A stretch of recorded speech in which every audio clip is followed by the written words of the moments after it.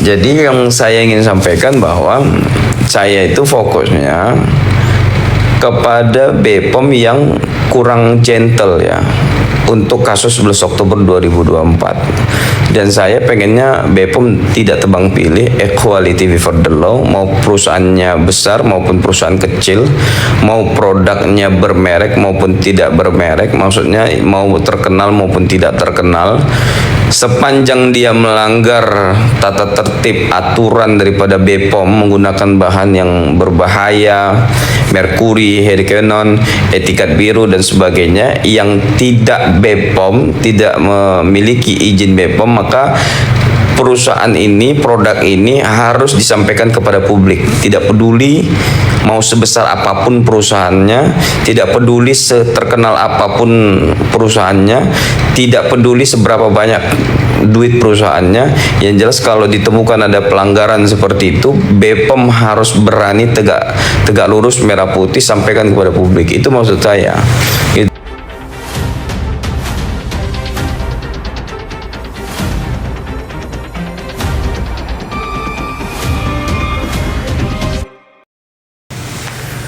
Dia bilang kenapa nggak ngomong masalah rilis BPOM yang mafia skincare menggunakan bahan merkuri dan sebagainya. Kemudian dia ada pihak lain yang mengatakan bahwa kan itu disebut nih. Kemudian dokter bilang bukan ini sebagai mafia skincare. Kemudian ada rilis dari BPOM yang disebutkan perusahaannya, produk-produknya dan sebagainya. Kadang saya nggak habis pikir sama cara berpikirnya orang-orang ini untuk mengelabui masyarakat gitu. Ini kan perusahaan-perusahaan yang memang sudah kan seharusnya begitu. Ketika ada temuan produk-produk perusahaan yang bermasalah diekspos, dirilis. Per tahun 2026 ini ada beberapa produk skincare yang sudah diekspos oleh BPOM. Tapi kita nggak boleh lupa ada pabrik yang sudah ditutup, kemudian produk-produknya ditarik, distribusinya sudah di stop, produksinya di stop, ya kan, sudah ditemukan pelanggaran berulang secara sistemik, kasusnya sudah terjadi, ada peristiwa hukum di sana, ada pelanggaran sistemik di sana. Peristiwanya itu 11 Oktober 2024. Itu rilis, itu kasus yang sudah dirilis oleh BPOM, tertuang di dalam rilis 11 Oktober 2024 tentang mafia skincare gitu loh. Nah, pertanyaannya kemudian untuk kasus yang ini kenapa mereka nggak berani gitu loh. Terus ada yang mengatakan wah ini kan nggak ada putusan pengadilan yang tetap. Coba ya, BPOM itu ketika dia melakukan menemukan ada pelanggaran administrasi ya, ada produk yang bermasalah, mereka itu kan penindakan administrasi gitu loh. Nggak ada yang dibawa ke, belum ada putusan pengadilan tetapnya gitu. Nah ini maksudnya ya BPOM ini tebang pilih gitu.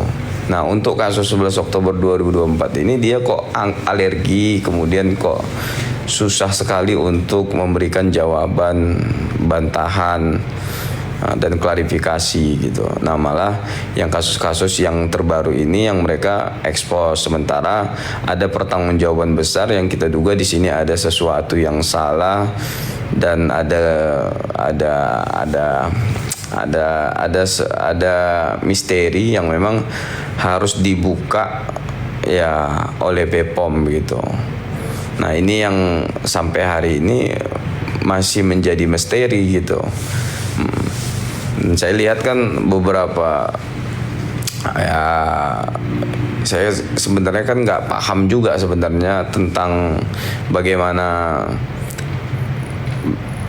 tentang mafia skincare inilah gitu.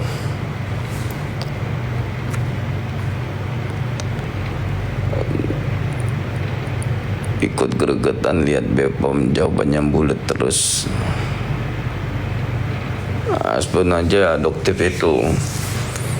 Jadi sekarang ada yang merasa bahwa ini bukan mafia skincare-nya, nggak ada putusan pengadilan yang mengatakan bahwa ini adalah mafia skincare nggak ada katanya. Mafia skincare-nya itu ada yang ini katanya. Nah, ini kenapa nggak di speak up dan sebagainya.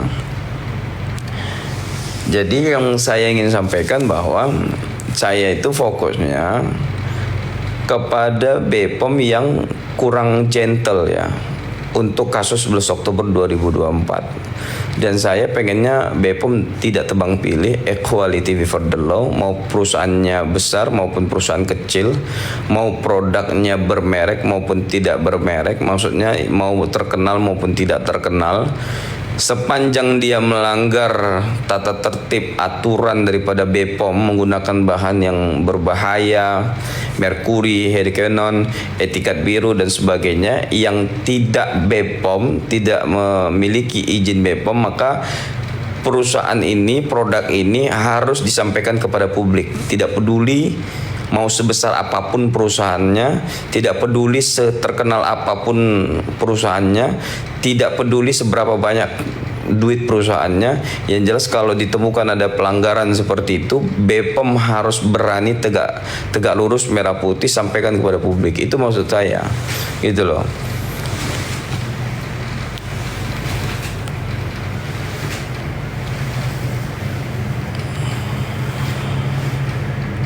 Tangerang, seperti kasusnya Nikita Mirzani bang, dengan Dr. Reza Gledis, masalah skincare juga.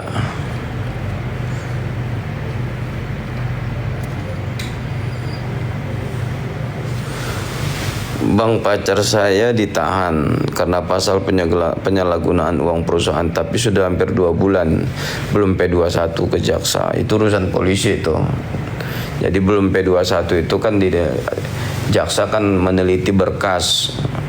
Jadi ya itu urusan polisi untuk melengkapi berkasnya agar perkaranya segera P21. Kalau udah lengkap semua BAP-nya udah beres, bukti-buktinya udah cukup, ya nanti P21. Itu biasa koordinasi antara penyidik sama jaksa. Kasus besar yang hilang, kemudian tersangkanya nggak diumumkan, sampai sekarang gue kejar terus gitu. Nah ini ikan kecil lu pamerin gitu, ikan besar ada, tangkapan besar ada, terus nggak diumumkan gitu loh. Dan kasusnya udah terjadi, udah diekspos, udah dirilis, terus lu bilang itu SOP, rahasia negara, belum ada putusan pengadilan yang tetap, asas praduga tidak bersalah, lagu-laguan kan. Makanya saya minta bahwa kalau kamu menganggap bahwa ini adalah rahasia negara, ya kan, yang tidak bisa disampaikan kepada publik, ya kita uji nanti di KIP. Ya kita akan uji terus ini. Saya yang salah mempertanyakan dokumen publik, atau kamu yang benar tidak bisa menyampaikan kepada publik karena ini rahasia negara. Ini kalau rahasia negara nggak mungkin kamu rilis gitu. Anda sudah rilis, kemudian Anda take down. Ya kalau sudah dirilis artinya itu hak publik gitu. Kalau memang mau di take down harus ada penjelasan. Sama ketika media dia men-take down tuh harus ada penjelasan tuh. Pers pun tidak boleh sembarang melakukan take down. Ya ini pers nih, wartawan, jurnalis itu ketika dia mau take down tuh nggak boleh sembarangan. Itu melanggar undang-undang tuh, bisa kena pidana juga gitu. Walaupun medianya punya dia gitu, nggak boleh sembarang-sembarang, ada tertibnya karena ada undang-undangnya ini semuanya. Alit, Panglima Melayu, abang ini kok makin muda ya kayaknya. Ya apalagi kalau kita kasih filter, ini nggak pakai filter, ini murni nih. Ini pakai filter gini tuh. Tapi saya males pakai filter, ini aja, normal aja. Kalau ya bos-bos skincare itu kan dia pakai make up, terus dia pakai pakai lighting dan sebagainya. Nah, saya normal-normal aja. Saya tidak ada pakai skincare ini. Boleh lah kalau mau dikasih endorse pakai skincare biar glowing. Ini nggak ada pakai skincare sama sekali ini. Ini normal tuh. Apa gunanya ada BPOM kalau ada selisih paham, nggak bisa kasih jawaban yang jelas, bulet-bulet, muter-muter. Ya benar itu. Saya pertama kali diskusinya sama pihak obat-obatan. Saya bilang saya mau tanya masalah kasus 11 Oktober 2024 tentang Mafio Skincare. Kemudian dia jawab bukan kewenangan kami bang.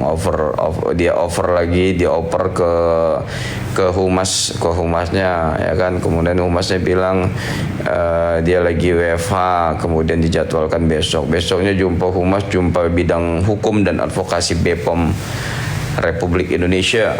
Lalu kemudian dia bilang, wah saya nggak bisa jawab yang ini. Yang jelas kami ingin sampaikan katanya bahwa merilis maupun men-take down itu adalah ranah pimpinan. Kami hanya mengikuti perintah saja. Tapi alasannya kenapa kemudian di take down itu kami tidak memiliki kapasitas untuk menjawabnya Pak. Nah itu. Kemudian waktu kami aksi tanggal 29 Juni 2026 ya kan, yang berizin resmi dari Polda Metro Jaya dan ada pengamanan dari Polres Jakarta Selatan ya kalau saya nggak salah ya, Jakarta Selatan, kemudian Polsek Johar Baru ya kan. Ternyata sudah ada puluhan orang yang saya lihat ya, preman-preman, saudara-saudara kita dari timur, Ambon dan sebagainya, udah puluhan orang berdiri, duduk, jongkok semuanya lah, itu ada di sebelah kirinya BPOM, sementara kami ada di sebelah kanan. Mokomnya, mobil komandonya nggak boleh ditaruh di depan BPOM ya. Ya padahal kami berizin resmi dan penggunaan mobil komando, kemudian spanduk itu sudah berizin semua, kita udah pegang STPL-nya. Tapi karena ada sekelompok preman, gerombolan preman yang menyebut sebagai simpatisan daripada, ya nggak tahu simpatisan siapa, kan nggak mungkin simpatisan BPOM kan. Nah ya meminta kami untuk tidak melaksanakan aksi, dan keadaannya sangat kredit, dan sampai Pak Kapolsek waktu itu masih lagi di tol, terus Intel hubungkan ke saya bilang, Pak Kapolsek sampaikan izin mas, tolong jangan jangan gelar aksinya dulu mas, saya di tol mas, tolong mas katanya, macam-macam lah. Nah artinya kan ada pihak-pihak yang dalam hal ini adalah Mafio Skincare yang merasa terganggu gitu loh. Siapa itu gitu. Ya, kalau saya membaca udah mudah aja, udah mulai kelihatan belangnya semuanya.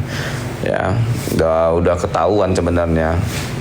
Ya, kalau dia merasa nggak masalah, kemudian merasa nggak terganggu, ya dia harusnya nggak kirim preman ya kan. Santai aja, orang bukan dia kok. Dia udah sampaikan kepada publik, bahkan pengacaranya dan sebagainya, harusnya santai aja gitu loh. Wallace, tapi kan dia nggak santai, dia nggak tenang, dia gerah, dia kepanasan. Lalu dikirimkanlah puluhan preman. Ya saya ini udah biasa aja, mau dikirimin preman, mau dikirimin apa. Dan masa kita kan mama itu. Mama nggak banyak masa yang saya bawa itu, cuma 10 orang. Mama aja. Mahasiswa, mama 10 orang. Sementara yang dikirimkan ini puluhan preman ya, laki-laki ya, badan besar semuanya lah, kulit gelap dan sebagainya. Ya nggak ada masalah gitu. Kita kan hanya menyampaikan aspirasi aja, bukan kita mau perang di situ. Kita menyampaikan aspirasi sebagai warga negara, ini merupakan hak konstitusional, itu hak kita menyampaikan itu, dan kita udah berizin. Sementara yang nggak berizin ini, sekelompok preman ini malah dibiarkan di situ untuk memastikan kami tidak boleh megang toa. Nah ini sebenarnya memang perkara mafia skincare ini memang luar biasa, karena mungkin duitnya banyak di sini, peredaran duitnya ya. Makanya saya tengok heboh ini orang nih, influencer ini kemudian yang saling waduh, ngeri kali lah pokoknya. Akhirnya disuruh saya masuk di gedung Athena, tempat pertemuan sebelumnya, saya disuruh di situ. Berjam-jam nunggu. Nah, di situ ada Intel juga, segala macam ya, pengamanan lah. Jadi disuruh tunggu, tapi nggak ada kabar. Dapat kabar katanya habis isoma. Waduh, saya bilang udah berjam-jam nunggu, habis zuhur ya jam 1 lah, barulah datang biro umumnya.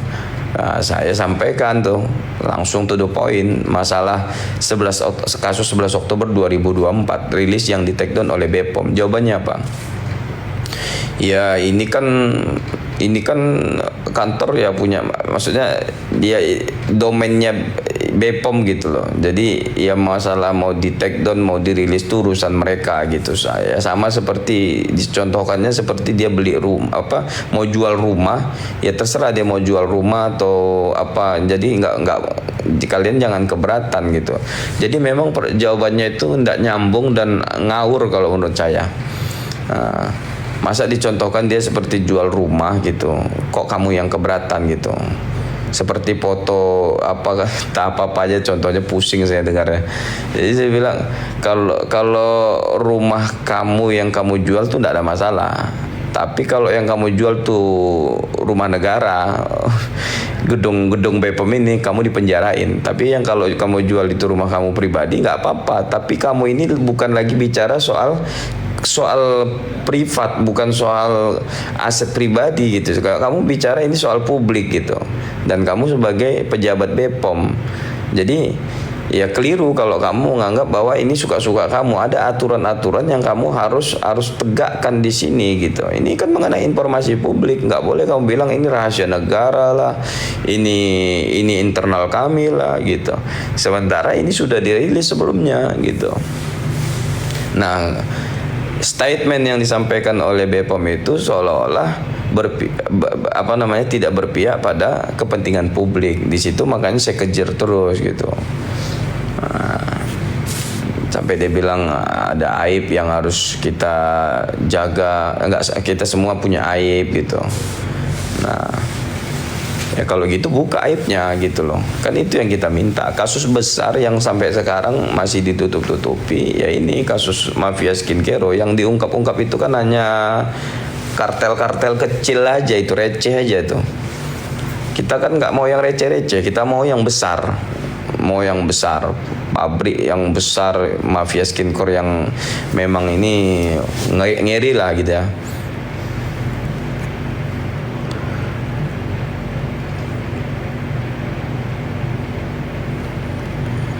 Dikerah bodyguard untuk ngawal skincare seperti pejabat tinggi. Rilis BPOM setelah Oktober produk dan pabrik yang ditutup dan dibuka lagi, itu kan yang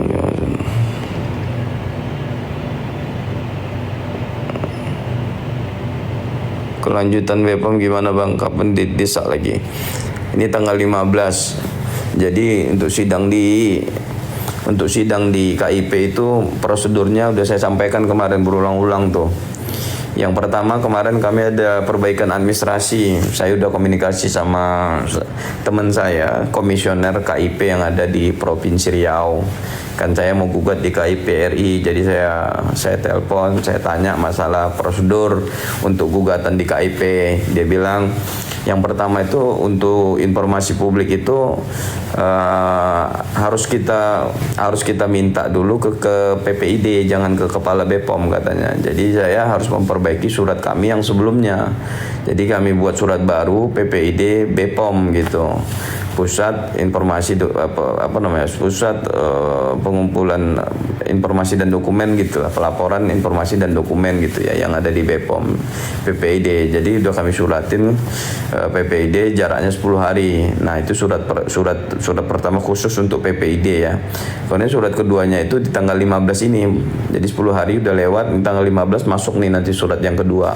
Nah, itu jaraknya 7 hari. Setelah itu baru kalau tidak dijawab juga oleh BPOM, baru ajukan keberatan selama 30 hari pula tuh, itu kepada atasannya PPID. Jadi dengan dokumen itu nanti nggak dijawab juga, baru dokumen yang pertama kan surat PPID, surat pertama 10 hari, surat kedua itu 7 hari, baru surat keberatan kepada atasannya PPID. Nah, dengan 3 dokumen administrasi yang sudah kita lengkapi tadi, baru bisa diajukan gugatan ke KIP RI, Komisi Informasi Keterbukaan Publik itu. Nah, nanti diregister perkara kita selama 14 hari baru sidang. Nanti yang sebagai tergugatnya adalah BPOM. Sidangnya kurang lebih ya 2 bulan 3 bulan lah. Ya bisa kita live kan nanti tuh sidangnya. Ya, sidangnya nanti bisa kita live kan. Sidangnya pakai hukum acara perdata normal aja biasa. Tetap ada mediasi gitu. Mediasinya ya Ya nanti mungkin mediatornya menyarankan bahwa ini informasi publik, nggak perlu sidang Pak, mana tahu ya, bisa langsung selesai, sampaikan kepada pemohonnya, penggugatnya untuk diserahkan dokumen publik itu. Ya mudah-mudahan BPOM taat gitu, itu aja.